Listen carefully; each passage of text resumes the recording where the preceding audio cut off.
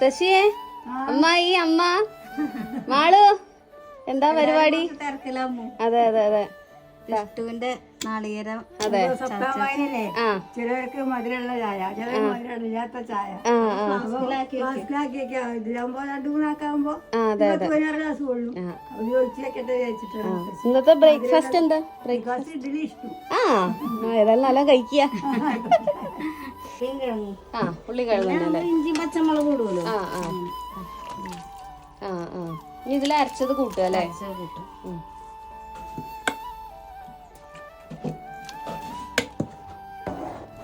നാളികേരപ്പാല് മാത്രമായിട്ട് ഉണ്ടാക്കണവരും ഉണ്ട്. നമ്മള് വീട്ടിലൊക്കെ ആവുമ്പോ അങ്ങനെ അല്ലേ? കുറച്ച് ഒരു 4-5 ആൾക്കാരുള്ള അതാണ് വെച്ചാ.